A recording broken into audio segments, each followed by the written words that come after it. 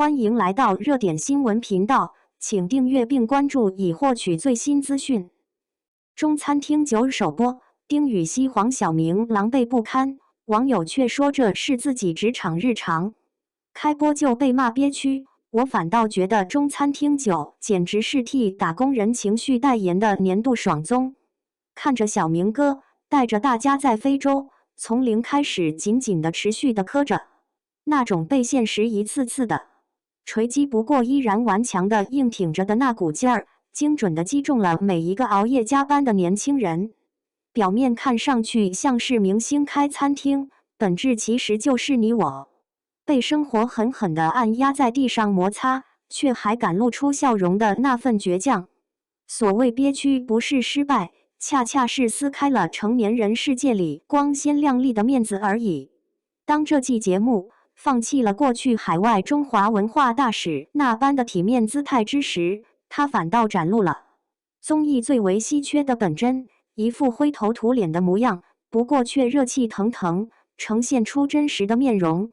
你看小明带着6个非洲漂前往当地餐厅打工那一块，3拨人马全被老板以极快的速度拒绝接单了，连一口饭都没能蹭到呢。林大厨端着盘子一脸懵，丁禹兮搬货搬的都开始怀疑人生了。比起前几季动辄有米其林大厨驾临的梦幻开场，这种一上来就被扔进新手村的那种狼狈情况，真的成了当代社畜的综艺代餐啦。你永远都不会知道明天会遭遇什么样的坑爹需求，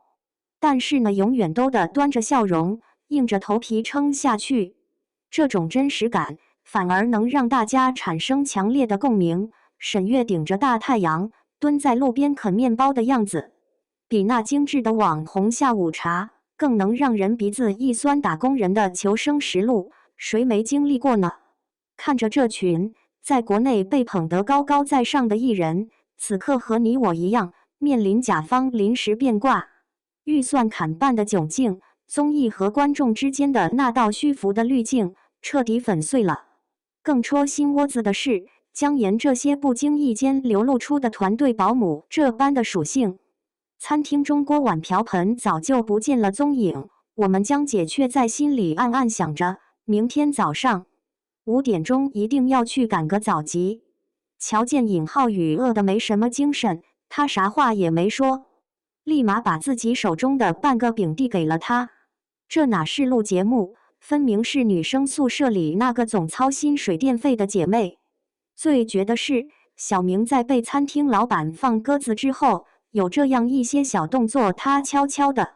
躲进厨房，紧接着用力地揉了揉眉心。此动作持续了3秒，接着他转过身来，瞬间便换上了那副多大点事儿的招牌笑脸。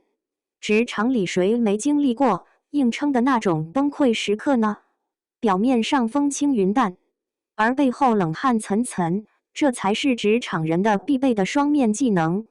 这种镜头根本不需要煽情的 BGM， 自然流露的那种拧巴感，比任何精致的剧情都更有力量。剪辑节奏这回可算支棱起来了。第1集塞进了找场地、找厨师、打零工以及进行街头调研这4场硬仗，甚至连翟潇闻瘫在沙发上哀嚎着腿要断了这样的镜头都未曾舍得剪掉。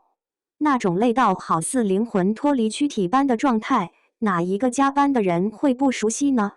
尤其凌晨3点的复盘会议那段，7个人他们蓬头垢面的瘫坐在水泥地上做成本核算，那模样堪称大型职场回魂夜般的现场。真正让观众共情的，从不是高高在上的那道光环，恰恰是那些于灰头土脸之中冒出的微弱光芒。反观某些慢综艺仍在拍摄明星泡茶以及看云，这一季的中餐厅简直如同给那处于瘫痪状态的综艺界注入了一针肾上腺素一般。明知道买锅要赊账，后厨没灶台，沈月还能够苦中作乐，当作野炊呗。晚上可以看星星。被迫在路边卖小吃的时候，尹浩宇走过路过别错过的吆喝着，把自己都给逗笑了。看着他们一边啃着面包，一边互相对着明天或许更糟。檀木疯狂地刷着是令我。当代年轻人可不就很擅长将眼泪混入奶茶中，接着含笑畅饮吗？当丁禹兮累瘫在那破旧的沙发上，喊出干就完了之时，屏幕前究竟有多少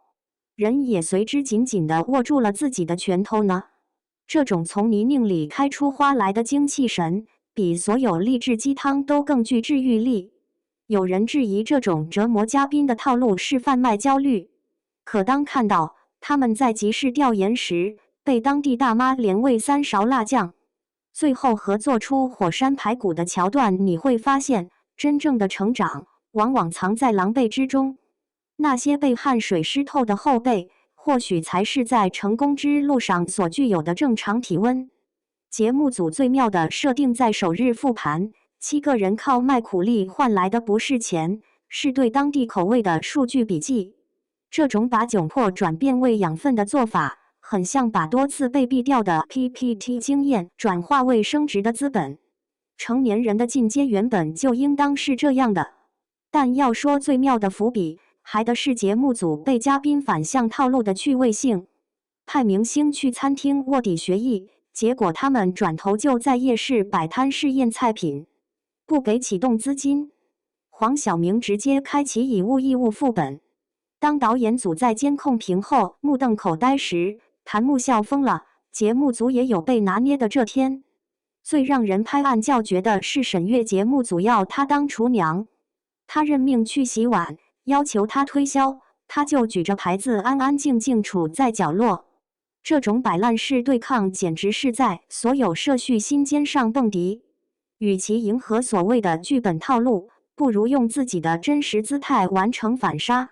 说实在的，当综艺不再追求那5星级的梦幻光环，它反而具备了直戳人心的力量。中餐厅9就如同一个有些莽撞的少年，一头猛地撞进了那成年世界布满荆棘的丛中，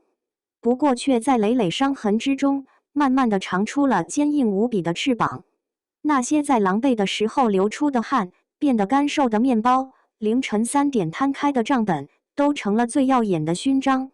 当其他综艺正忙着去造梦之时，这部综艺呢，却狠狠地将生活那粗糙的肌理给撕开了，反而更加贴近我们内心之中那滚烫的真实。下集据说连桌椅板凳都要自己动手去订，已经搬好了小板凳，坐等黄店长带领，全员变身成电焊工。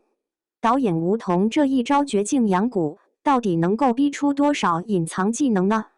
姐妹们快来押宝，是林大厨先发疯呢，还是沈月先暴走呢？